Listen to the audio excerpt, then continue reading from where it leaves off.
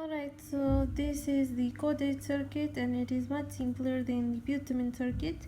What we have to do, first of all, we are going to make the inputs. Now the inputs begin in your prefrontal area.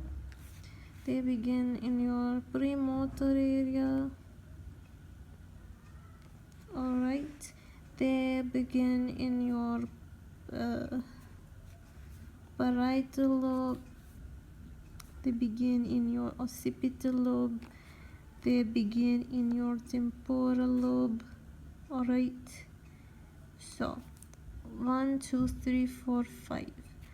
So as I was saying, this is your frontal lobe, this is your parietal lobe, this is your occipital lobe, and this is your temporal lobe. And you have 5 inputs in the prefrontal, premotor, and supplementary area, in the parietal lobe, in the occipital lobe, and in the temporal lobe. These are your association areas. All of these signals go to the caudate nucleus. So we will do that. We will bring them all to the caudate nucleus. It is a bit messy, you can do it a bit neater, but I'm sort of in a rush. Anyways, from the caudate nucleus, these signals go to your globus pallidus internal, which is this one. So here we have 1, 2, and they go here, and they go here.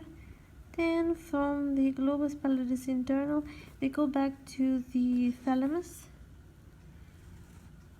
in the ventral anterior and ventral lateral nucleus of the thalamus, and then the thalamus sends out its output signals.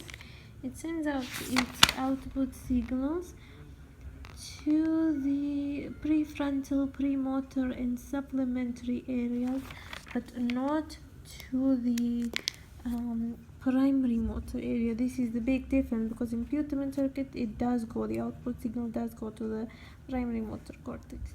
Alright, so we have a large number of signals going right here and right here, and we also have them going to the supplementary and premotor area.